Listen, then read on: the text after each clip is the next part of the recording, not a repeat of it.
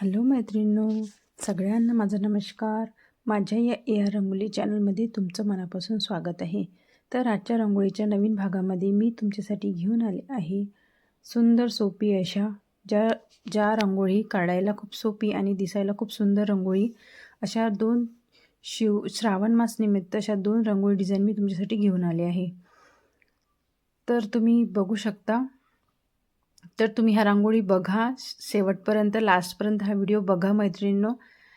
आणि रांगोळी कशी वाटली म्हणून कमेंट करून नक्की सांगा. रांगोळी आवडल्यास माझ्या चॅनलला सबस्क्राईब करा, फॉलो करा, कमेंट करा, शेअर करा, लाईक करा. आणि अशाच नवनवीन रांगोळी रोज रोज तुमच्या दारामध्ये काढत राहा आणि तुमच्या अंगणाची, देवघराची शोभा अशीच वाढवत राहा. मी अशी आशा करते की तुम्हाला येईल. तर तुम्ही हा व्हिडिओ लास्टपर्यंत बघा मैत्रिणींनो.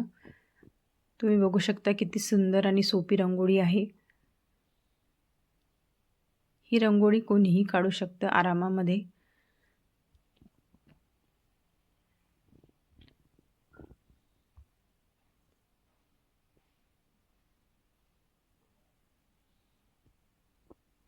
तर तुम्ही ह्या रांगोळीचा फायनल लुक बघू शकता किती सुंदर आलेला आहे मैत्रिणींनो. तर आता ही आपली दुसरी रांगोळी आहे. ही रांगोळीसुद्धा अशीच इझी रांगोळी आहे मैत्रिणींनो. पहिले असं शिवलिंग काढून घ्यायचं आहे, त्याच्याखाली असं ओम लिहून घेतलेलं आहे मी. श्रावण मासमध्ये जे आपण शंकराला जे प्रिय असतात, महादेवाला जे प्रिय असतात त्याचाच आपण यूज केलेला आहे रांगोळीमध्ये. शंकराची पिंड झाली, ओम झाला, त्रिशूल झाला, अशा छोट्या छोट्या वस्तू आपण यूज केलेल्या आहे मैत्रिणींनो. ही पण रांगोळी काढायला खूप सोपी आणि दिसायला पण ही पण रांगोळी खूप सुंदर मैत्रिणींनो. तुम्हीसुद्धा तुमच्या घरी एकदा नक्की ट्राय करून बघा तुमच्या देवापुढे.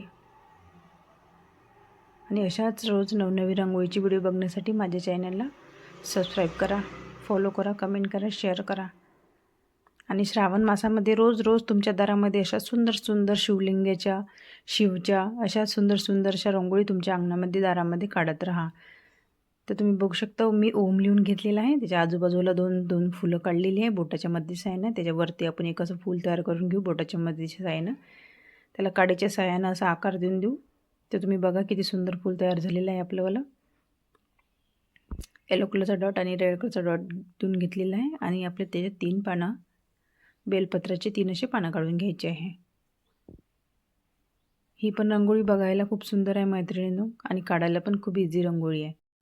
तर पुन्हा भेटूया रांगोळीच्या नवीन भागामध्ये. तोपर्यंत टाटा, बाय बाय.